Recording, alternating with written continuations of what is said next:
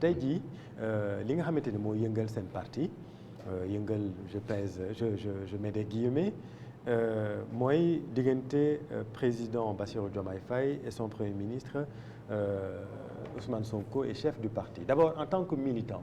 yow qu'est-ce que lan la lay def ngay gis situation bi nga xamante ni moom la parti bi di dund. non mais amul benn militant boo xamante ne tey fekkee nga les moments durs du parti buy kontaan ci li nga xamante ne lii moo nekk di xew parce que du lii lañ doon xaar en réalité c'est bien dommage qu'on en soit là mais il faut prendre les choses comme elles arrivent en réalité parce que même répression bi ñu dund xaaruñu ko woon.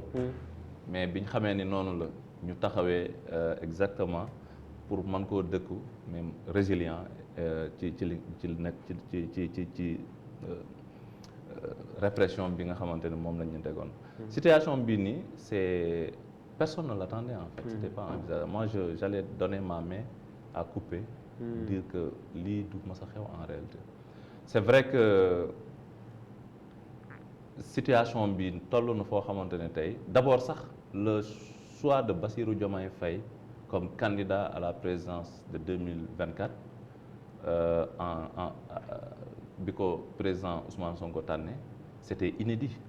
C'est pourquoi également nous pensons que rien ne pourrait véritablement changer la situation ba ñu toll fii. waaw mais quand même le PASTEF reste ce qu'il est. Nous sommes un parti bien structuré, bien organisé. Nous sommes en train d'animer le parti à la base. ñun foofu lañ toll en réalité. ñun ce qui se passe comme ils ont dit le président mu ngi koy rappeler les relations c'est des relations étatiques, c'est des relations personnelles, c'est des relations voilà de travail bu antérieur. ñun relation politique bi moo ñu intéressé ci seen diggante ak relation étatique bi parce que nous sommes dans l'appareil d'État encore une fois.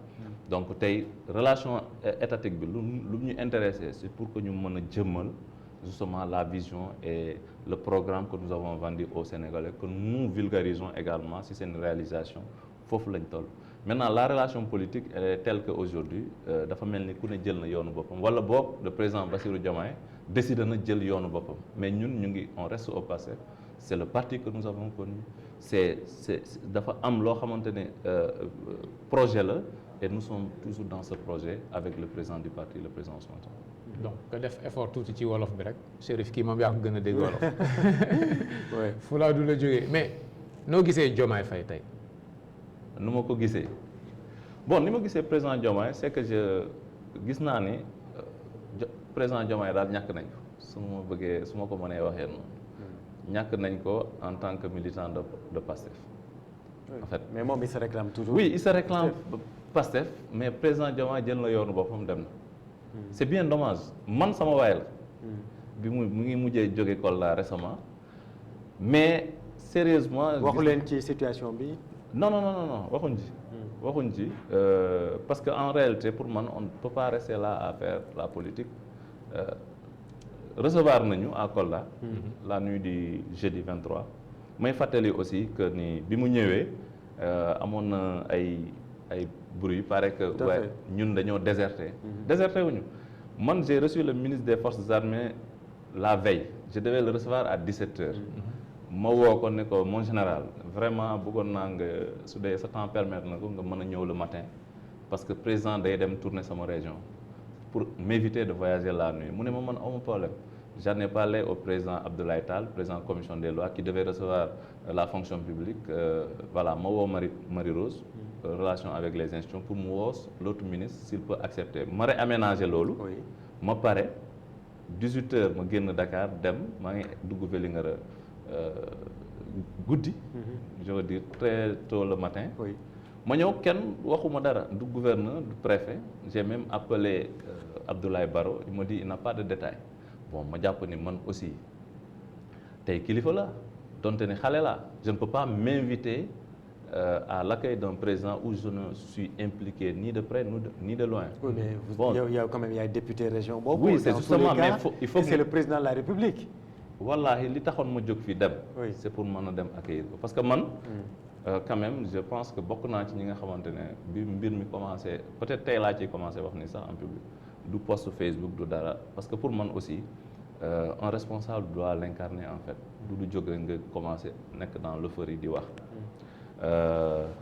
loolu moo taxoon ma dem mais wax naa ko sax ci audience bi ma ne ko mais comme impliqué wuñu pourtant j'ai fait des efforts si j'ai appelé le chef de cabinet qui me dit il n'a aucun détail par rapport à la tournée lan laa mën a def est-ce que ñoom ragaluñ la woon en tant que un proche de Sonko ñu ne bon booy de toutes les façons comme duñ loolu moom kon duñ ñu accueillir nañ leen bàyyi foofu rek quoi man si j'ai été informé nañ ma envoyé rek un programme ñu ne ma l'accueil se fera à Gouloumbou fi ñu ko defee ensuite la tournée dans ton département c'est tel point et tel point mu ñëw soit ci préfet wala ci gouverneur wala ci cabinet mais honorable moi j'ai une question en réalité j'allais pouvoir venir et prendre part mais tey su ma ñëwee par exemple du kenn ku ma informé di forcer barrage te loolu mën en tant que élu de la République au même titre que le président de la République qui est venu quand même dans une zone question bi dama la koy poser autrement est-ce que dans les mêmes circonstances bu doon Ousmane Sonko la di nga agir de la même chose voilà je vais agir de la même façon barke yàlla loolu on me connaît dans ça c'est-à-dire man tu m'impliques tey Ousmane Sonko war na ñëw Vélingara on ne m'appelle pas en tant que coordonnateur du parti non sérieusement je ne sortirai pas ok mais maintenant constat généraux yi def nga ko sànq ci Pastef le projet toujours en cours ci yéen ci loolu ngeen def focus mais situation bi ni tey jii est-ce que yaakaar ngeen ni mën ngeen ci am solution ba yëpp mel ni waat mburoog sow pour reprendre loolu la ñuy ñaan mais nga may ma ñëwaat ci dernier point bi pour ne leen liñ ma boole dinaa ci bokk c'est le même président dans le même contexte de la tournée qui nous a reçu le soir à Kolda loolu notre secrétaire général du parti wax na ma ko Ablaye Baro chef de cabinet woo na ma wax na ma ni président veut recevoir la coordination loolu on a organisé ñu dem wuyu ko guddi donc c'est pour dire que luñ ma boole mën naa cee bokk ci luñ la boolewul nga bokk voilà du ma ci bokk maintenant sur la situation politique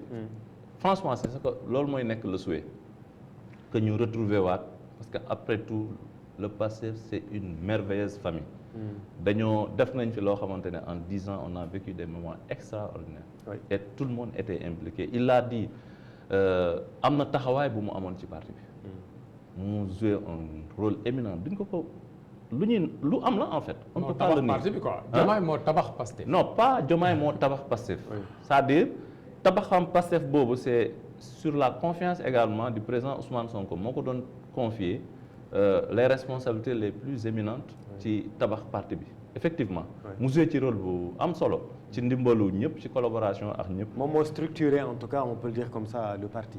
oui structurer le parti non pas vraiment. il faut aussi reconnaître à chacun son mérite. Non su ma nee structurer le parti parce que la structuration du parti c'est la structuration à la base. C'est de la cellule. Il a énuméré le nombre de non ça c'est les mouvements. Le mouvement qu'il a créé. Le mouvement, le processus de mise en place de mouvement. Genre feuille de route ngay créé donc on connaît les personnes yu ñu identifié déjà yoo xamante ne ñoom ñooy répondre ci catégorie démographique boobu su dee jeunes yi la j'étais là quand on installé l'assemblée générale des jeunes parce que moi-même j'étais jeune en 2017 décembre 27 décembre 2017 la woon. xëy na li mu bëgg wax mooy Pastef bu doon société moom actionnaire majoritaire la ci. actionnaire bu mag la. ñu nangul ko. bokk na ci li tax d'ailleurs ñu tànn ko nekkoon na un proche collaborateur du président Ousmane Sonko mu nekk un homme de confiance du président Ousmane Sonko. D'ailleurs confiance boobu moo tax ñu jox ko responsabilité yooyu pour mu mën di def ay initiatives pour installer un mouvement yi mu lim yëpp effectivement moo ko installé en dehors du MOSIP comme ni mu ko waxee. mais justement parce qu'il a été actionnaire majoritaire il a participé bokk na ci li nga xamante ne moo tabax lii di Pastef warul tey taxaw vraiment am yeneen tànk yi nga xamante ne day déstructurer le parti. bon suma façon de parler argument yi mu joxe est-ce que convaincre na la pour comme argument politique à savoir que ñi mu àndaloon mooy la coalition Diomaye ñooñu mënu leen bàyyi et apparemment politiquement parce que nit ñi tamit xëy na xamuñu li nekk ci biir dëgg mais li ñu gis nii ci wàllu politique mooy que non président dafa war a dellu si waat ci parti bi comme ni ko Ousmane Sonko waxee. le premier ministre est-ce que loolu rek mooy problème bi. le fait que mu bëgg a dellu si parti bi. wala le fait que muy créer sa coalition Diomaye président parce que apparemment yéen da ngeen bëgg parti état ça c'est dit clairement. oui parti état parti état su ñu koy wax ci beneen fànn la en fait question coalition bi tey Diomaye quand il parle de soo gisee mu téye coalition bi wala mu resté ci coalition bi c'est parce que dafa bëgg a ngor la mais ngor googu en fait ñooñu mu àndal ci coalition bi dafa am lu jiitu loolu bala ñu koo gis ba ñëw jàppale ko dans le cadre de la coalition Diomaye dafa am koo xamante ne moom la nekkaloon depuis 10 ans ñu nekk dans le processus du PASTEF ñu ñëw ba élection 2024 moom mu tànn ko pour mu nekk candidat bi mu koy tànn laajul avis kenn encore une fois donc bi mu ko tànnee kon daal bu ko nee woon démissionnaire sax dafa war a démissionner en principe. Ah bon? Logique pour le... Non, façon de parler, quoi. Non, mais ça, c'est quand même... Non, même sur le principe, c'est quand même... Non. Quand je... fi may waxee mooy koo xamante ne tànn na la ci circonstances yooyu mu amoon yeneen candidat yi ñu ne dem leen jël fiche de parrainage mais au finish kan lañ mooy jàll c'est Diomaye moo war a nekk le candidat parce que c'était le candidat de son choix. Le président Ousmane Sonko quand même vous avez vu les vidéos qu'il avait fait avant lii yëpp di xew mu expliquer le pourquoi de ce choix-là. Oui. Donc tey su fekkente ne am na koo xamante ne ngor goo xamante ne bu mu war a sàmm ki nga xamante ne moo ko permettre tey mu nekk ci position nekk candidat à la présidence de la République ba ñeneen gis ko ñëw bëgg koo jàppale parce que y a un préalable boo xamante ne moo fi nekkoon avant moom muy nekk le candidat bi nga xamante ne il est en pole position ba ñu ñëw mën koo jàppale. Moi je pense que c'est pas un argument boo xamante ne mën nañ ko téye pour dire que véritablement tey parce que tey président Diomaye su bëggoon ñëpp mën na leen indi ñu bokk dans le parti PASTEF wala ñu créer benn coalition. En réalité il y a beaucoup de choses qui n'ont pas été dites dans cette affaire-là. Je pense que comme lan par exemple sunu gën non pas li ma xam. ci loo jàpp quoi yow est-ce que parce que effectivement li ñu wax ni mooy problème c'est quand même léger. Non problème bi yëpp pour man. C'est le choix du président Ousmane Sonko d'aller sous la bannière PASTEF aux législatives parce que nag il faut le dire. nekkoon nañ PASTEF ñun nous sommes le parti bu gën a nekkoon en coalition en réalité on a commencé par Ndawi Askan Wi même si dans président bi muy wax sauté na la coalition Sonko président il a parlé de Jotna c'est post présidentiel 2019. Okay. On est parti sous la bannière Sonko président en 2019 bi ñu jógee ci Sonko président après l'élection parce que la philosophie de PASTEF c'était quoi après chaque élection il faut que ñu créer une coalition électorale politique plutôt après une coalition électorale parce que ku ne da nga war a dellu si sa parti nga dem massifier dem organiser animer sa parti ci anam boobu lañ créé woon Jotna avec Bruno D'Erneville inspecteur Abdoulaye Niane qui en était d'ailleurs le président c'était une présidence tournante lañ ne woon ba bi ñu créé la coalition Jotna demutoon élection mais dans les propos du président Diomaye da ngeen coalition Ndawi Askan Wi la ne. Jotna Yewwi par 2 fois mais Jotna mosul dem élection. ok kon yow li nga jàpp mooy c'est la coalition Sonko président. création aller aux élections législatives avec la bannière PASTEF. loolu moo indi coow li. loolu bokk na ci li indi coow li. d'accord wala bokk principalement. loolu moo indi coow li et lu tax aussi président Ousmane Sonko décidé ko xëy na c'est pas la seule explication de l'expérience vécue avec le Yewwi. bi ñu demee ak ñoom au Parlement on a vu ce qui li ci am. après parce que y a eu Yewwi y a eu l'intercoalition. tey la coalition Yewwi on a permis à Taxawu Sénégal d'avoir par exemple 14 députés. mais tey Taxawu est-ce que mu ngi biir assemblée ne ko fa. c'est-à-dire 13 députés Taxawu yi on sait que ñun ñoo leen ko jox. En 2022, on avait une investie de Taxawu ci sunu liste. Imaginez tey suñu demoon dans le cadre de la coalition Diomaye. Man je n'allais pas venir avec une colistière de PASTEF. J'allais venir avec benn colistière alliée. Tey est-ce que kooku situation bi nii di doon jël yoonu boppam. day jël yoonu boppam naturellement. Donc après cette expérience vécue dans le cadre de la coalition Yewwi bu ñu ñëwee à l'Assemblée dans le cadre de la 14e législature gis nañ li fa am trahison yi fa am ils nous ont laissés seuls.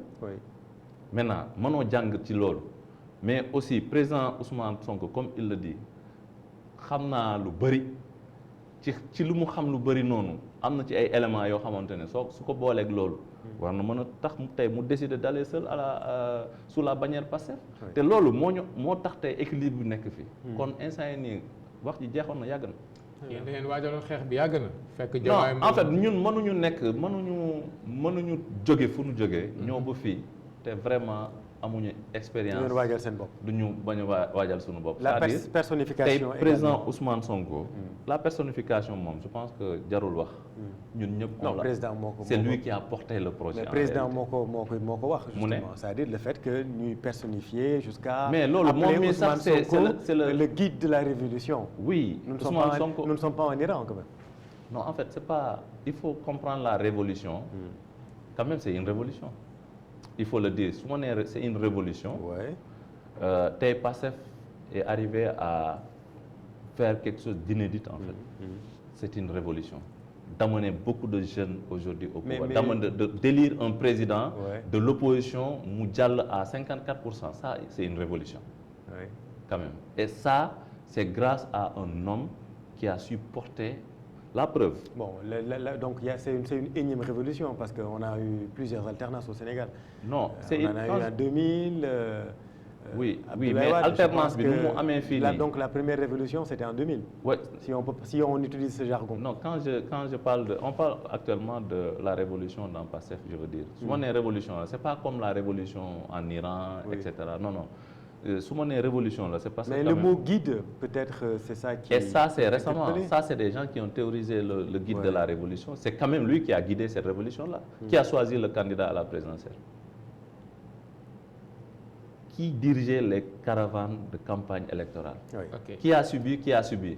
C'est quand même lui qui a porté et qui a payé le plus gros en fait tribut quand même. tey wan ngeen ginnaaw Diomaye Faye. Non, pas ñun ñoo ko woon ginnaaw.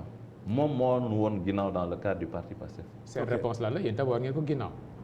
moom mooy président. moo présentement. mais on exerce. yéen a ngi préparé présidentielle bii di ñëw pour Ousmane Sonko.